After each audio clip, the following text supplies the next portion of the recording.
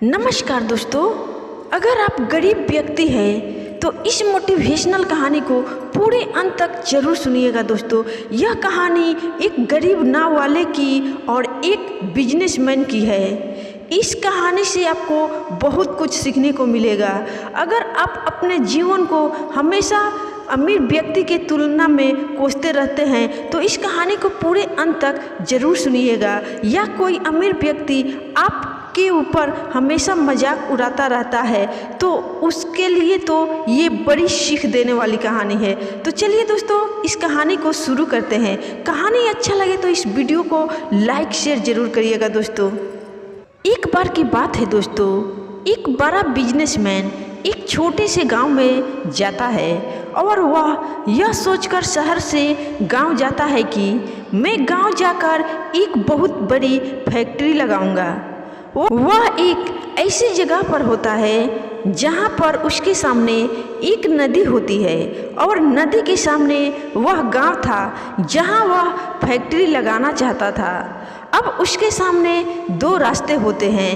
पहला रास्ता यह होता है कि वह सड़क से घूमकर उस गांव तक पहुंच सके, जिसमें लगभग उसे 10 घंटे लग सकते थे, क्योंकि वहां तक पहुंचने के लिए कोई सीधा रास्ता नहीं था। दूसरा रास्ता यह होता है कि वह नाव में बैठकर नदी के रास्ते उस गांव तक पहुंच सके, जिसमें उसे लगभग आधे घंटे ही लगेंगे। तो उसने अपने टाइम को बचाते हुए नाव के जरिए उस गांव तक पहुंचने का फैसला किया। वह नाव इतनी छोटी सी थी कि एक तरफ वह आदमी बैठा था जो नाव को चला रहा था और दूसरी तरफ वह बिजनेसमैन बैठा था। नाव में बैठने के कुछ समय बाद वह बिजनेसमैन उस नाव वाले आदमी से पूछता है, क्या तुझे पता है कि तेरे नाव में कौन बैठा है? तो नाव वाले ने बड़े ही भोलेपन से कहा, नहीं साहब, मुझे नहीं पता है कि मेरे नाव में कौन बैठा है। तब बिजनेसमैन ने नाव वाले से कहा, तू अखबार नहीं पढ़ता है क्या? हर दूसरे तीसरे अखबार के पहले पेज में मेरी फोटो सबसे ऊपर छपती है। तब नाव वाले ने कहा, अरे साहब, मैं अनपढ़ आदमी पढ़ना लिखना क्या जानूं? जब मैं 7 वर्ष का था तभी मेरे पिताजी गुजर गए और मैं अपने परिवार का ध्यान रखने के लिए बचपन से ही काम में लग गया, इसलिए मेरा स्कूल छूट गया। यह सुनकर उस बिजनेसमैन ने नाव वाले का मजाक उड़ाते हुए कहा, तुझे पढ़ना लिखना भी नहीं आता? ऐसी जिंदगी का क्या फायदा? यह सुनकर उस नाव वाले को बहुत बुरा लगा, लेकिन उसने उस समय उससे कुछ भी नहीं कहा। कुछ देर बात करने के बाद उस बिजनेसमैन ने फिर से नाव वाले से कहा, अभी आप यह जो सामने ज़मीन देख रहे हो ना, यहाँ पर मेरी एक फैक्ट्री लगेगी जहाँ से मैं मिनरल वाटर की बोतल की सप्लाई करूँगा। उस नाव वाले को बिजनेसमैन की बात कुछ समझ में नहीं आई। उसने कहा, किस चीज़ की फैक्ट्री? तो उस बिजनेसमैन ने बड़े ही गुस्से से उससे कहा कि यहाँ पानी की बोतलें बनेगी जो तेरे गांव में नहीं बिकती और शहरों में बहुत ज़्यादा बिकती है। तब नाव वाले ने कहा, अरे साहब, मुझे कहाँ पता होगा, मैं तो कभी इस गांव से बाहर निकला ही नहीं। नाव वाले की यह बात सुनकर फिर से बिजनेसमैन ने इस नाव वाले का मजाक उड़ाते हुए कहा, तू कभी इस गांव से बाहर निकला ही नहीं? तुझे पता ही नहीं कि शहर में क्या होता है? ऐसी जिंदगी का क्या फ़ायदा?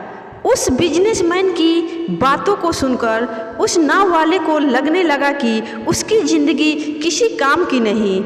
यह सोचते हुए उसका ध्यान नाव पर से हटा और नाव एक बड़े से पत्थर से टकरा गई, जिसकी वजह से नाव में पानी भरने लगा और नाव डूबने लगी।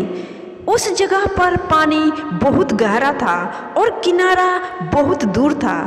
उस नाव वाले को समझ आ गया था कि नाव को बचाने का कोई रास्ता नहीं है। फिर वह नाव वाला अपनी जान को बचाने के लिए नदी में छलांग लगाने ही वाला था। तभी उस बिजनेसमैन से पूछा, क्या आपको तैरना आता है? तो बिजनेसमैन ने घबराते हुए पूछा, आप ऐसा क्यों पूछ रहे हो? मुझे तैरना नहीं आता है। उसकी यह बात सुनकर नाव वाले को हंसी आ गई और वह बोला, साहब आपको तैरना नहीं आता? ऐसी जिंदगी का क्या फ़ायदा? यह बात सुनकर उस बिजनेसमैन को अपनी गलती का पछतावा होने लगा और वह हाथ जोड़कर उस नाव वाले से कहा, तुम जो मांगोगे मैं वह दूंगा, बस मेरी जान बचा लो। तो उस नाव वाले ने कहा, अरे साहब घबराओ नहीं, मुझे बस तैरना नहीं डूबते हुए लोगों को बचाना भी आता है। आप मुझे कस कर पकड़ लो, मैं आपको कुछ भी नहीं होने दूंगा। फिर उस नाव वाले ने अपनी और उस बिजनेसमैन की जान बचाई। तो दोस्तों, हमें इस कहानी से यह सीख मिलती है कि हमें किसी का भी मजाक नहीं उड़ाना चाहिए और अपने से कम किसी को भी नहीं समझना चाहिए, चाहे वह व्यक्ति हमारी तुलना में कितना भी गरीब क्यों ना हो, क्योंकि हमें पता नहीं कि कब किसकी और कहाँ ज़रूरत पड़ जाए। दोस्तों, अगर आपको हमारी द्वारा सुनाई गई कहानी अच्छी लगी हो तो इस कहानी को लाइक ज़रूर करिएगा। दोस्तों, अगर आप गरीब व्यक्ति हो तो इस कहानी को जितना ज़्यादा हो सके उतना शेयर करना दोस्तों, ताकि यह कहानी उन सभी घमंडी धनवान व्यक्ति के पास यह कहानी पहुँचे और उनको अच्छी शिक्षा मिले। दोस्तों, इसका ये मतलब नहीं कि सभी अमीर व्यक्ति घमंडी ही होते हैं, लेकिन कुछ होते हैं जैसे कि आप इस कहानी में सुने। तो आज की कहानी इतना ही तक दोस्तों, फिर मिलूंगी किसी और अच्छे कहानी के साथ। तब तक के लिए आप सभी को बाय बाय, धन्यवाद।